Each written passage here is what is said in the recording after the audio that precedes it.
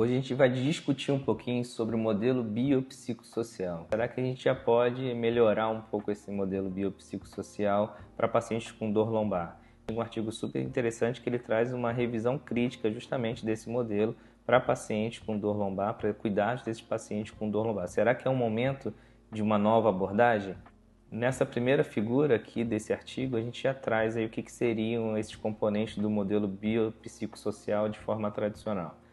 Então, a gente tem ali no meio a dor lombar e tem componentes biológicos, por exemplo, a própria neurofisiologia, a educação em dor, a intensidade da dor, a localização da dor, as dificuldades, as disfunções relacionadas à dor, postura, limitação de movimento, tudo que do biológico pode ter relação para aquela dor lombar. Será que de fato existe componentes biológicos vistos na nossa avaliação? A gente vai para os componentes psicológicos. Como é que é o ambiente desse indivíduo, a cognição, as atitudes, as crenças, existe presença de bandeiras amarelas ou não, existem componentes importantes da saúde mental desse paciente, o humor, como que esses fatores psicológicos podem influenciar nessa dor lombar. E aí um exemplo, se você coloca tanta importância para um componente psicológico, o paciente pode achar que você acredita que a dor que ele está te referindo é uma dor criada pela cabeça dele. E se isso não está bem explicado por você para o paciente, fica confuso. E o que eu gosto de intervir nesse momento? Quando eu estou explicando o modelo biopsicossocial, eu falo que existem vários componentes que podem influenciar nessa dor, principalmente se for uma dor crônica que passa de 3 meses.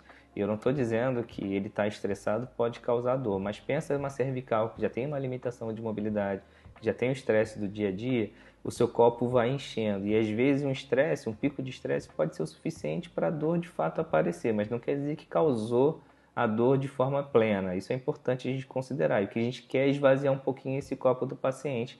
Aí o paciente começa a dar então um valor para esses componentes psicológicos e sociais. Então a gente falou do biológico, falou do psicológico, o que seria o social?